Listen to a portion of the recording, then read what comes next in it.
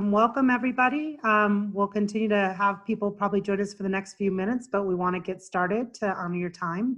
I'm Dawn Thilmany. I'm a co-director of the Regional Economic Development Institute here at Colorado State University. And in response to the big market and policy changes going on in light of COVID, we put together a rapid response set of webinars and reports, including today's on tourism, trying to make sure everybody knew what we were learning about and actively engaged with in these topic areas, and to start a community engaged discussion. So today, of course, we're talking about tourism, and in addition to Stefan, my co-director, who you'll hear from later, and Becky Hill, we are joined by Martha Sullins, who's the Front Range Regional Specialist for Extension and has done a lot with agritourism, and Jill Corbin with the Colorado Tourism Office, who we've gotten to work with a lot on our programming in tourism.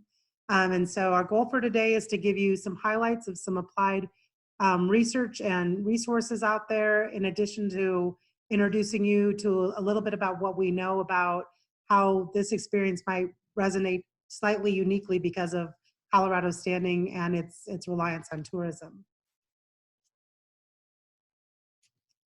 So again, this is a product of the Regional Economic Development Institute, and just to highlight the fact that that is one of our centers on campus who's made a commitment to taking applied research we do on campus, particularly in the area of economic development, and look for ways that it can help us better understand the connections between rural and urban places in our state, and also with the idea that we're always looking for ways we can partner with our state agencies and nonprofit partners or the programming they want to do to be more impactful in the state. So our title for today is If We Rebuild It, Will They Come? And really our goal with this is, it's not a surprise to anybody that this industry has been significantly impacted, but perhaps what is most important for us to understand is, as we see these soft reopenings of our economy, what that pathway to recovery might look like, particularly for this sector. So we're going to go a little bit over what the national dynamics around this pandemic are, and particularly how the stay-at-home spread and economic trends may resonate, particularly for tourism. Then look at what Colorado's unique position is in the with the tourism sector. And then luckily we have this great guest, Jill Corbin from the Colorado Tourism Office, to talk to us a little bit about what their current thoughts are about pathways to recovery, given what we learned. So this is the most recent map I could find that shows that even though we've flattened the curve, as you've heard it, nationally on average, we still have a lot of spread going on, and that perhaps we've even seen it hit some of our rural areas a bit later. And so we're still not seeing a dynamic that we have enough certainty about to know exactly how to respond to it. So if you look at the stay-at-home impact, so above I kind of grabbed from a national website, they're calling it a shelter-in-place index of how well people are staying put and sitting still. And what you'll see is that we've been really well behaved in Colorado on average. But as you see, in the last week or two, we've really started to see that softening really show up, where people are starting to explore and go out of their homes a little bit more. And to the very right, you can see some of the indices for specific counties and how they're responding. What I did down below then is this morning I went and looked at, I don't know if you know this, but you can go look at Google searches. And what we also find is that for some of those areas, you might start seeing people think, if I was gonna start traveling and getting out a bit more, what would feel like safe places or remote enough places I wouldn't have to worry about spread? And you start seeing uptakes in some of those searches in the last week or so. So these are indicators to some of us that we are starting to see people get a little bit itchy, and they're looking for ways they can start planning for whatever their travel might be this summer. So we think this is a timely way to talk about this. And at that point, I'm going to turn it over to Becky Hill to talk a little bit more about what we do see happening with Colorado tourism. Great, thank you, Dawn. So I'm going to go through just a few slides here. We know that the tourism industry in Colorado has seen a change due to the pandemic, but I kind of want to give some context and really set the scene before we talk about some of the strategies. And so this picture kind of lays that scene pretty well. This is on the left-hand side is the DIA parking lot. in early March, and then on the right-hand side in late March. That kind of tells the story in a single picture here. But if you look at here, we can put some data to this. So if you look at the greenish, bluish bubbles, those are industry sales that are increasing. There's more spending going on. And then those orangish, reddish bubbles are where there's been decreased spending going on since the pandemic started. And you'll notice a lot of the bubbles that are over on the left-hand side have to do with tourism, right? We have our lodging, we have our airlines, those kind of industries. And so spending on travel has really slumped as people have hunkered down. You see airlines, lodging, cruises, online travel agencies, and rental cars. The change in spending is pretty drastic. As most people know, tourism is a pretty big industry and is pretty important to Colorado. You can see on the left-hand side, in billions of dollars, Colorado travel spending from 2000 to 2018. In 2018, it was about $23 billion in spending. So tourism is pretty important to Colorado's economy. On the right-hand side, you can see that not only is this spending important, it is also important for tax impacts. And so the state of Colorado gets a lot of tax generated from travel, and there's going to be some impacts from that. It's interesting to see, so this is the week ending 3/21, which we chose this week because this is one of the weeks where we saw a lot of the stay-at-home orders and all of those go into place, and we saw a lot of changes occurring. These are the top 10 Colorado claims, Colorado unemployment claims, unemployment insurance claim by detailed industry. And you'll notice that a lot of these industries, top 10 industries here, this is 72% of the unemployment insurance claims. And a lot of these traveler accommodations, restaurants, they have to do with tourism. So we've seen a lot of unemployment going on in some of these industries as well.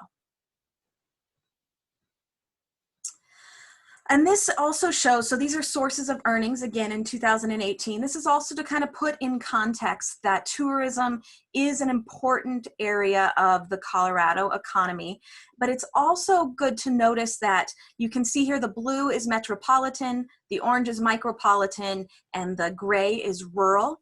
The job losses are uneven across the state, and that's in part because some of these industries, we have them in different concentrations in different areas of the state, depending on if it's a more metro or a more rural area. And with that, I'm going to pass it on to Stefan. Thanks very much, Becky. I appreciate the intro, and I'll continue with this sort of introductory context. So agriculture, I mean, in terms of rural Colorado, agriculture has become a relatively small part of the story, and particularly we know this just because of our own state is a recreation haven. You'll notice that the map on the left takes a look at counties that are dependent on recreation, and we have a lot of green ones because we have a lot of our rural counties in particular that are dependent on tourism. And nationally, there 18% of small non-metropolitan counties depend on recreation as a big part of their economy. So tourism is a big factor in the rural areas beyond agriculture. In the metropolitan areas, we've noticed that the unemployment rates have risen fastest in the western and southern metro areas, and you'll notice those in dark blue. And that includes very much Colorado, where tourism is probably a major factor in terms of the job losses. In the South, it's more a question of industries concentrated in industries that don't allow for remote work. So when you take a look at UI claims by industry, this is to sort of reflect again what Becky was noting just a little bit ago. This is from the beginning of beginning of April relative to 2019, and the line across the middle, the orange line, is Colorado in 2000. The Colorado figures, and what you'll notice is which are the industries that are most impacted. It's other services, accommodation, food service, arts, entertainment, recreation, retail, trade, all the ones that are concentrated and are very important to the tourism industry. And even though the popular press, even though the popular press has said that this is largely an urban phenomenon, you'll notice that rural Colorado, the Front Range economies are obviously in the hotspots are the areas that have had a big increase in unemployment insurance claims, and that includes much of the Front Range. But you'll notice that the rural counties have been hit, and particularly hard hit were the tourism counties, where you have Summit County and with Breckenridge and Grand County with Winter Park. Those were the areas where the ski resorts closed relatively early and had this big spike in unemployment claims. You'll notice also that Gunnison County and La Plata County, where Durango resides, those are rural areas that have gotten hit in tourism. So tourism is affecting both metro and non-metropolitan areas in Colorado. And this shows you the job trends, the job postings that in the past, taking a look in the previous year, the number of hotel and recreation workers over time, that usually in April, you'll see an uptick in both hotel workers and recreation workers. And in contrast, in 2020, you see a sharp drop, particularly in later April, in terms of both hotel workers and recreation workers in terms of job postings. There's simply relatively few jobs available because of all the tourism closings. And with that, I'll hand it off to Martha. Thank you, Stefan. So we know that the impact of COVID-19 on the tourism sector has been significant. From the demand side, people are mostly remaining in quarantine. On the supply side, businesses are closed, that workforce is unemployed, but we do want to start thinking ahead to recovery and what that might look like. We know it's going to be a steep climb. But what I want to do is just for a couple of minutes here, look at some information about one of the sectors, one of the service sectors, leisure and hospitality, that Stefan had mentioned, and look at a couple of data sets here that might, or look at a data set that might shed a little bit of light on the timeline that we're looking at. Now, granted, comparing the recession of 2008 and COVID-19, they're different shocks, certainly, that trigger these impacts, but they are having, they're causing the, uncertainty, certainly for businesses as well as for individuals in terms of, their current and future employment. So without a template for how to look at this, I think we'll just take a look at some of this data. And this chart shows you leisure and hospitality is that greenish, grayish dotted line there. And you can see, looking at the percentage annual change from starting actually in 2000 all the way to 2018, and then looking at two of the primary subsectors under that: arts and entertainment and recreation, and accommodation and food service. And so those are where a lot of our tourism jobs are found, and this is where we account for them in this index here. So if we look at this, the peak for both of those subsectors was in 2008. But then what we started to see was from 2008 to 2009, we started to see some job loss in each of those subsectors. So in arts and entertainment, as well as in accommodation and food service. And then let's see, and that loss was about 9,000 jobs in accommodation and food service, as well as about 2% job loss in arts and entertainment. Virtually no job growth then from 2010 to 2011. And then it wasn't really until 2012 that we started to see an overall gain of about 3% for the whole sector. So there's a period of about 4 years there from when we first could discern those job losses in these two areas of leisure and hospitality to where we started seeing some regeneration of jobs. So the next information that we want to look at are wages then. And so this chart shows you the same sector as well as subsectors, but definitely a very different response in terms of changes in average real wages around the time of that 2008 recession and that period of recovery. So we saw this growth until about 2007, 2008, but then jobs started to decrease, and we saw a decline of about 4% in arts, entertainment, and recreation, only 1% at that time in accommodations and food service. And from that point, we saw really negative or zero growth in that sector of leisure and hospitality until 2013 or 2014, and did not see the sector have any gains in real wages back to their pre-2007 values until about 2014. So a much longer lag time in recovery. And this was not the only service sector. This was really seen across all service sectors. We saw this lag in wages. We know that recovering economic activity that tourism generated is going to be a slow process. Well, next, what we'd like to do is talk about one potential pathway that we see, because we know we've got, some people who are really itching to get out the door and jump in the pool, and other people who are, a little bit more cautious. And so, if we look at that 47% that are going to be really careful, let's start to look at some ways that we can facilitate rebuilding our tourism industry as we move on. So one of the areas where CSU has done a fair amount of work is in agritourism. And so as we think about that transition to recovery tourism throughout the state of Colorado and in rural communities, we can start looking at the assets that rural businesses, and particularly those agritourism businesses, can leverage and the roles that they can play. And we see, really the strengths of agritourism lie in its diversity. Can be defined very broadly, both in terms of the sales of products and experiences that connect consumers with farms and ranches.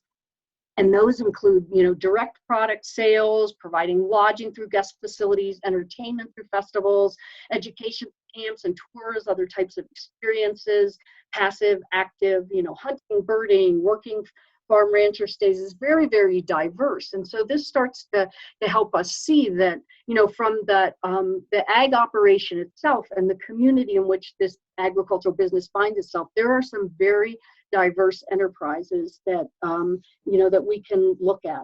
They're focused on, connecting with travelers, both long haul or short haul. And we feel like they might be able to pivot to changing conditions and even welcome visitors, given all the potential constraints of managing an on-farm experience in a post-COVID world. So one thing that we want to talk about then is looking at the different types of travelers and how they might, understanding this might help us seg back into a more active tourism economy. In a survey that we conducted in 2018, we looked at the characteristics and behavior of agritourists compared to other types of travelers. We broke them into 3 categories. And so you can see in that little box, we've got primary, so agritourists who are traveling only for, that's really their goal, is to participate in agritourism. And then we've got those folks who make it an add-on trip, it's just a secondary activity. And then we've got those spontaneous people. Well, what we're seeing now is that, we've got travelers who are really, they're interested in taking a trip, but maybe they're not interested in going too far away. So destination analysts said, we've got, we're seeing that people are reporting, wanting to take a trip that's maybe about 686 miles away. Well, what we found is that our primary agritourists, as a group, and that's 72% of our tourists who are coming to participate in some kind of agriculture-related activity, are not traveling quite so far.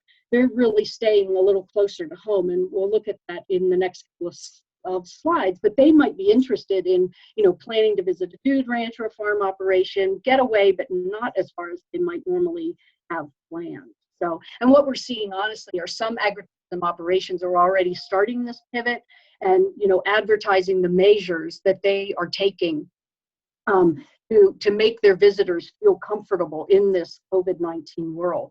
So some of these visitors, these businesses really are well positioned to re-engage with visitors. So, and a producer survey that we conducted in 2018 and 2015, and if you could go, thanks, Dawn. We found that a lot of agritourism businesses relied on direct sales. Well, actually, that's what we're seeing generally, is that consumers in general are looking, much closer to home to purchase agricultural products, food products. And So in this light then, since so many of our businesses start that as their entree point to agritourism, they help those businesses establish relationships with consumers. We see this as, you know, a possible entree point for reconnecting with consumers in an intentional way. So next, one of the next things to think about, though, is among our agritourism enterprises, you know, we've got some agritourism enterprises that have been around for, you know, 20 years or even more. Well, they have very diverse visitor bases. And so they have, you know, perhaps fewer people coming from the local area.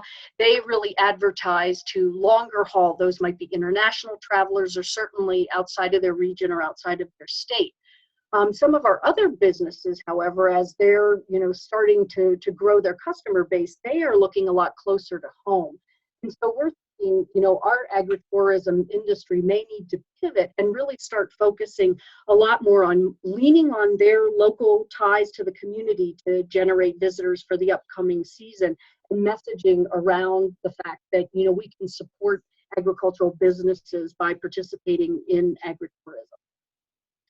So another thing to point out then is that, you know, agritourism also is about business diversification, and that diversification of a farm or ranch business might really help them to be more resilient in this time and play a role in helping to relaunch some tourism in rural areas. And so as you can see from this graph, you know, on the left, that pie chart shows that our newer businesses are really focused on those direct sales. You know, there are lower barriers to entry. You know, it's a great way of connecting with consumers. Whereas that other pie chart shows you that those, you know, older businesses, the ones that are much more established, have much more diversified outlets then, and they're involved in a lot more activities.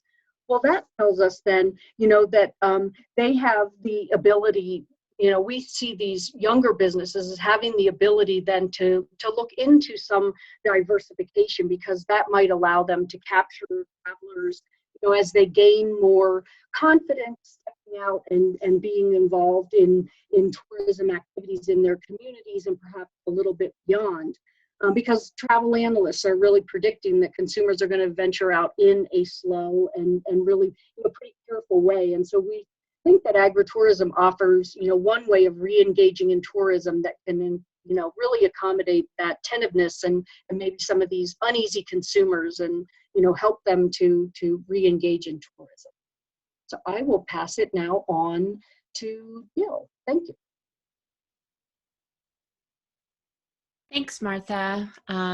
So I'm just going to talk a little bit about where the Colorado Tourism Office is and sort of what we're looking at in terms of response and recovery and how to best support our industry partners around the state. And there's a lot of different avenues that we are pursuing, whether that be with our, as a state tourism office, we focus heavily on international travel, destination development, which is our program that focuses on supporting our rural destinations around the state. We operate 10 welcome centers around the state as well. And then we also have a very heavy marketing and PR and communications arm. That is where the bulk of our resources go to. And so I wanted to just give you all a glimpse of how we are approaching our response and recovery effort for marketing, knowing that we are doing this same type of process with all of those other departments that I just mentioned. And so with that, I'll start off the marketing approach. The key for all of us at the CTO right now is flexibility and rapid response to the daily changing information that we receive in terms of traveler sentiment and safety and other factors as well that I'll get into in a little bit. But really the overarching approach is that we are being driven, our decisions are being driven by data and not by dates. We are putting together a phased approach where we can be building off of our different phases as we go through, and that whenever we move into the next phase of our approach is centered around a couple different factors that I'll go into in just a minute. So as I mentioned, we're looking at all these different data points to direct our approaches to recovery and response for the tourism industry in Colorado. There are macro issues to monitor, everything from the federal level and the international level to to what's happening locally and countywide, as well as the microdata to watch that we are working extensively, and we're listening extensively to all the different data collection agencies that are out there that are providing us with really valuable information. As Martha showed earlier in the presentation, Destination Analysts is a really great company to connect with. They are sending out information regularly. Our U.S. Travel Association is doing the same. And so trying to aggregate all of that information to help us be as best informed as possible when we move forward with some of these phases. So next slide. And this is a proposed anticipated crisis timeline of what we have, sort of in the works, thinking that from the information that we know today and looking forward, we feel pretty confident in that by the time fall rolls around, there will be travelers out on the road in numbers that you can recognize and see, and that will hopefully impact local economies around the state. That's sort of where our timeline is today. Granted, that could absolutely change given the current scenario. So next slide. So really how we're breaking this out is into a wait, ready, set, go approach. Next slide. And knowing, again, kind of going back to the data versus dates approach, that the wait period could be longer, the ready, set period could come pretty quickly, close together, and then there could be another lag time where people are actually ready to get out there and travel, and we're considering a lot of different ways to try to determine when people will be ready to move from each phase. Next slide. And this is how we're doing that. It's really trying to have a good understanding of our communication roadmap and some of the things like our traveler truths that are positioned in each of these different phases. We're looking at the wait phase is where we are presently, with our social distancing, and a lot of financial impacts will be in the ready phase, where people are somewhat returning to normal activity, but with renewed caution, and they're starting to think about future travel plans. And then with the set phase is really about moving into some sort of new normal, whatever that might end up looking like, and being adaptive and flexible, but knowing that people still want to get out there and travel. And then the go phase is really sort of everything is up and running. There's travel occurring at a normal cadence. People are going, and so we can go into the further details of each of these phases as we go. Next slide. So with the approach phase of wait, next slide, please. A little bit more information about this. Like I mentioned, it's really in the present. That's where we are. We're waiting. We are collecting information, new information daily as to how the tourism industry is responding to the situations that we are in right now. We're trying to remain connected from a marketing standpoint to our current customers via all of our social media platforms, visitcolorado.com, Visit Colorado is our Instagram and Facebook site, so you can follow us there, and then colorado.com is our industry website. And then our communication is really about escape. And if you haven't seen our social media posts, it's all about Colorado Calm, just helping. We post a video or a beautiful shot of Colorado and encourage our customers and our followers to just relax and think about, a beautiful place in Colorado. And so then moving into the next phase of REDI, that is really how we perceive that to move forward into that phase will be around some of the Colorado restrictions are lifted.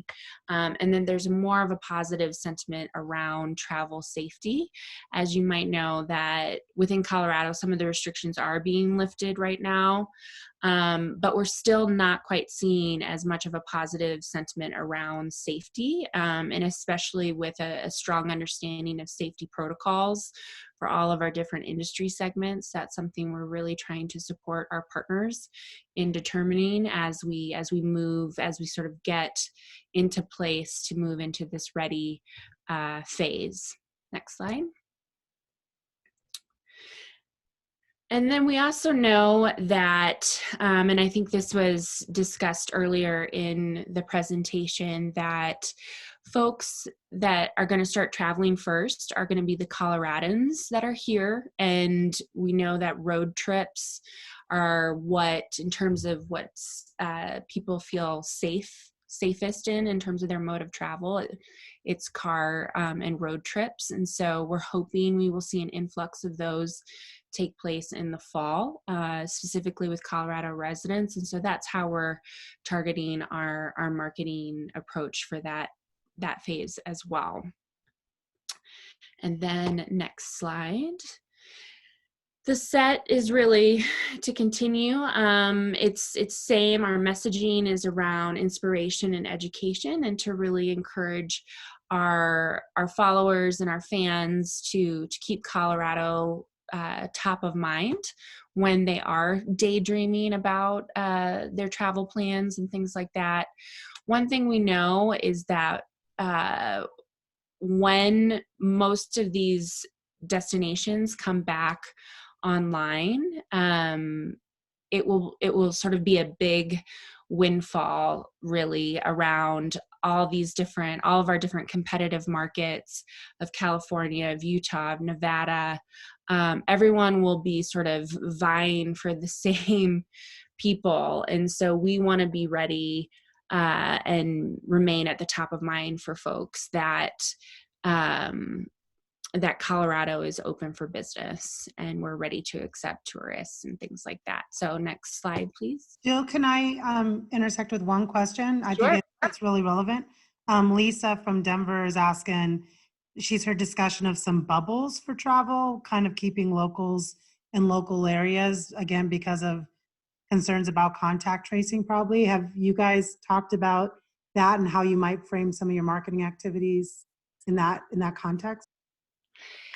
Well, what we have been focusing on at the CTO is, I haven't heard about the bubbles personally, but what we are very keenly in tune with and what we're trying to work with our partners on is about, we're calling it resident receptiveness and really readiness, and when they feel ready to receive tourists and how they feel. It's not just about travelers feeling safe.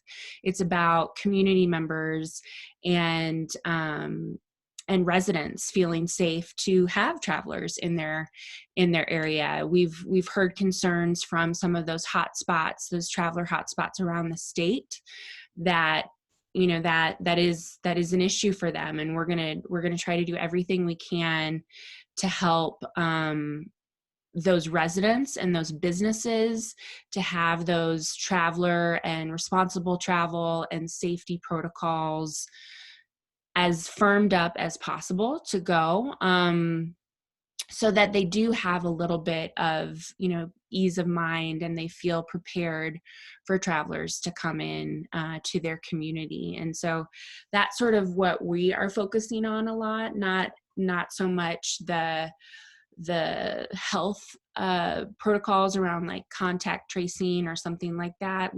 That's sort of out of our purview, but from a marketing standpoint, we're trying to, and that again goes to the data point, where we would not move into another phase of our marketing approach until we felt pretty secure that those communities and those residents were at that resident receptive point. Okay, next slide. And this is just a little bit of our campaign creative, the next slide, of what we're doing right now, in trying to inspire people to think about Colorado, to know that when the timing is right, we're going to be open for business, and we are going to be welcoming people, and our residents are going to be ready to embrace the traveler when they come, and be able to do it in the healthiest and safest of manners.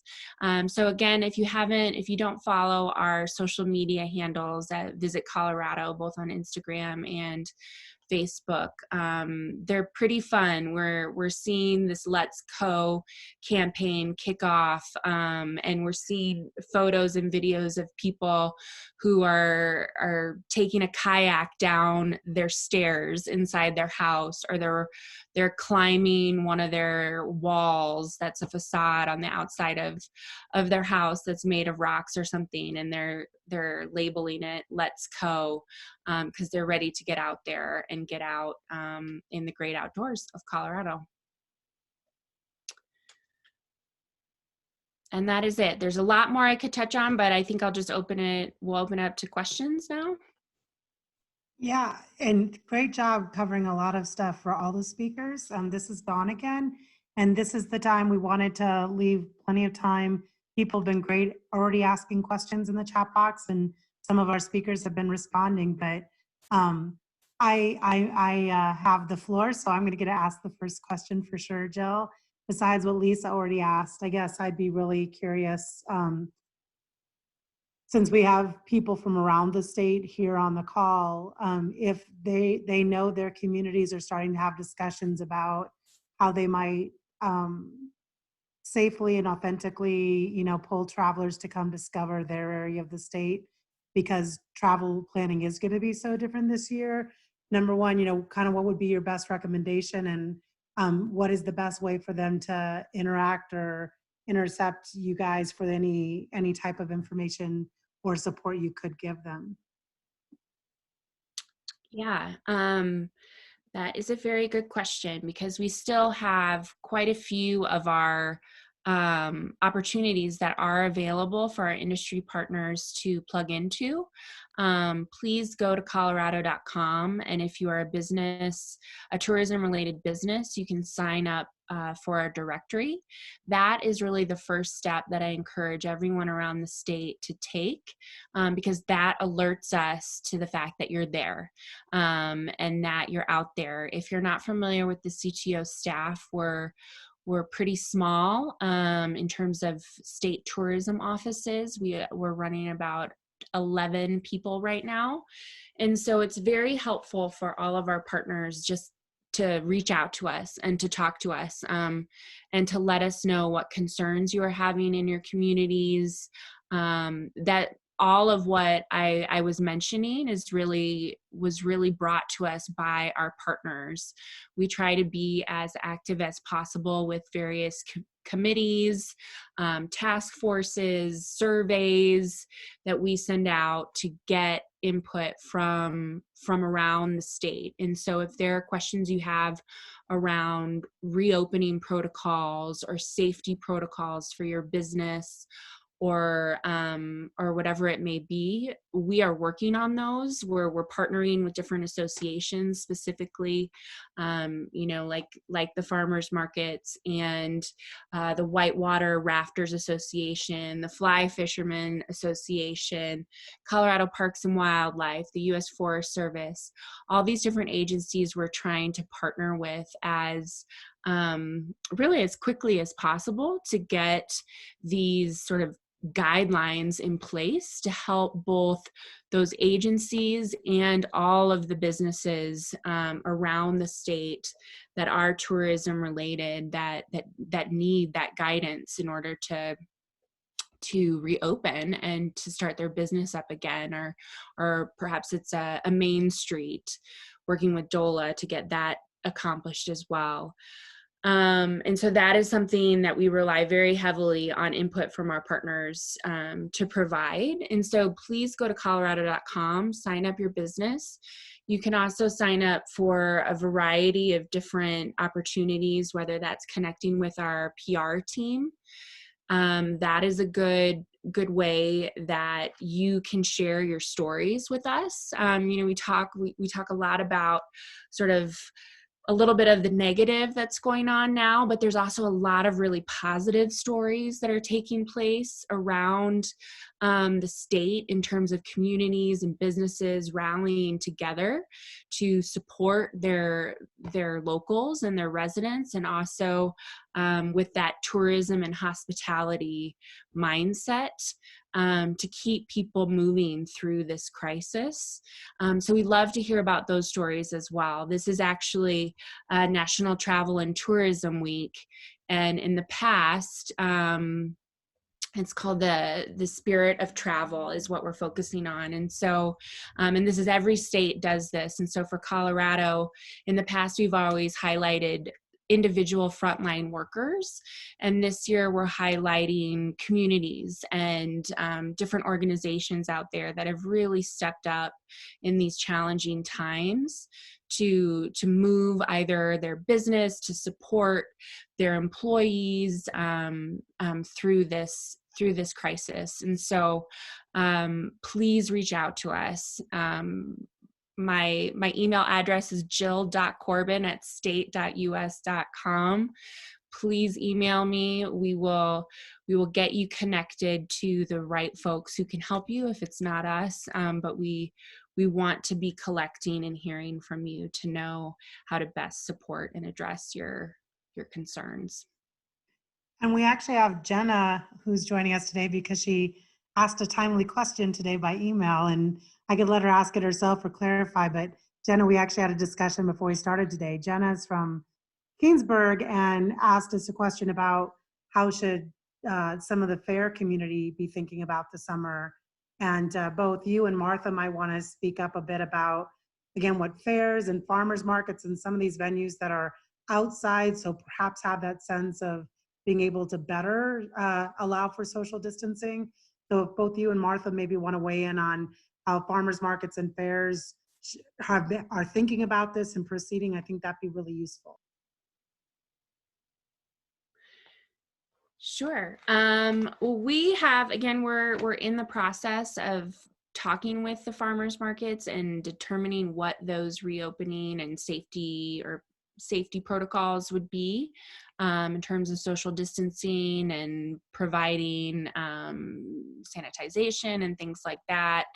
And so I'm not aware of anything that's been specifically determined yet.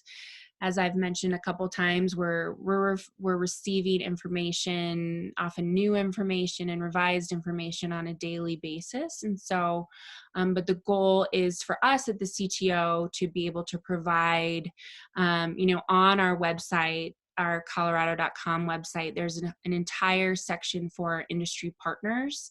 And so if you go to industry.colorado.com, there is a COVID specific hub that people can go to, where you'll be able to find the different guidelines and protocols for things like that. For the CTO specifically, we are partnering with the state fair this year, and what we have heard to date is that it's green light go. And so I imagine as the course of the summer, as we move through our planning for that in more detail, there'll be a lot more information and focus on those sort of specific guidelines for the state fair. So yeah, that's what I can offer to that. And I was just going to say, Oh, I was going to say, if you didn't see it too, we also should have expanded it to how CSAs and farmers markets are handling it. Sure. No, and so like Jill, we've been trying to support our farmers markets and taking the approach that recognizing that they are critical places of commerce and are really a primary source of income for a lot of our food businesses, our farmers and ranchers.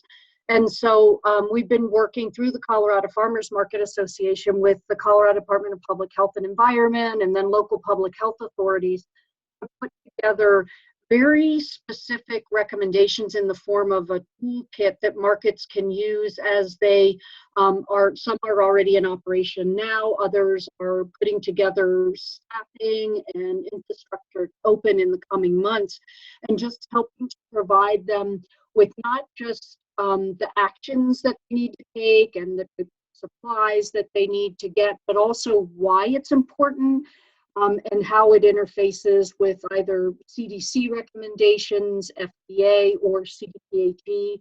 Because it can be really difficult to tell someone, a market manager, a group of managers, this is what you need to do without them understanding really why this is so important. And so, cornerstones of that, of course, are, as Bill mentioned, social distancing is really important for both the welfare and the safety of vendors as well as customers, and then that enhanced sanitation and just making sure that those business transactions can take place. And likewise, we've put together information for community-supported agriculture businesses also. They certainly have seen an uptick in business, but what that means is logistically, it's going to be pretty challenging, I think, until those businesses figure out the distribution operation, the logistics behind getting those shares together and distributed while keeping everybody safe. So we have been working with them also. Great, thank you. This is Rebecca. There's another question in the chat that I'll go ahead and ask. For many outdoor retailers, questions are coming up about opening up camping and campgrounds versus hotels. Do you think camping could open earlier in the summer?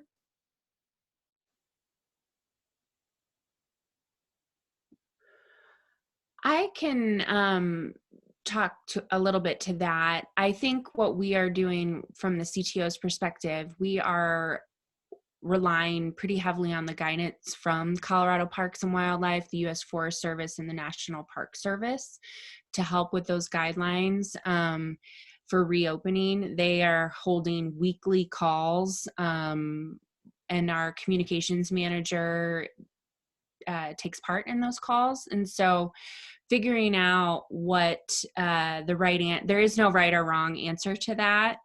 And but figuring out if you do have your own campground or are affiliated with one, or there's definitely going to be guidelines and there are steps that you can take to get those open. And the same with the hotel industry. They're working pretty extensively to try to get those hotels and have that opening protocol and reopening protocol and safety protocols in place. And so it'll be different, very different for both of those industries, but just as important. Great questions, everybody. I I guess I am starting to see the chat box slow down a little bit. So we may wrap for the day, but we will try to make sure that this webinar set of slides and the recording go out to you all. And where necessary, add some of the links that were actually mentioned throughout the presentation as well, because it sounds like this is of interest to a lot of folks. I want to thank you for coming today, and we'll stick around here a little bit in case you have lingering questions. But I did want to promote that we're going to continue on with this series, and next week we'll, on May 13th at the same time, we'll be talking a little bit about engaging diverse stakeholders in community planning. That's a discussion that's going to be led by my colleagues Patty Schmidt and Erica Sandoval, but they'll be hosting someone from a community group in Saquatch. And so even though tourism might be one of the 23 different community discussions that need to happen about how things may change, I think it's going to be a nice compliment in the fact that, as we heard from Jill, every place and every community is going to be wanting and willing and equipped to do this at different speeds and in a way that's the best for the resilience of their community. So the discussion next week will be introducing us to some of the tools that are out there for communities to use in those discussions to make sure they serve the best interest of the broadest community possible. So we look forward to seeing some of you there as well. And as we've continued to share, we know that we go through a lot of material very quickly. So what we've been trying to do over the last month and a half is gradually accumulate sets of resources, everything from some of the maps you've seen to the data sources you've seen to current news articles that bring some of this to light. So if you want to check those out because you want to learn more about anything you heard, this is the REDI site where those are available. And again, we have a special section like many places do for COVID-19. And with that, we thank you for coming and look forward to seeing you all in future weeks. Please also don't be shy about it if there's other topics that we might want to cover. And we already, as a set of speakers today, said we may need to redo this exact topic in like 6 to 8 weeks when more is known about the pace of that Ready, Set, Go. So stay tuned. And again, we'll stick around in case there's any lingering questions, but otherwise we hope to see you next week. And thank you from the REDI team at CSU.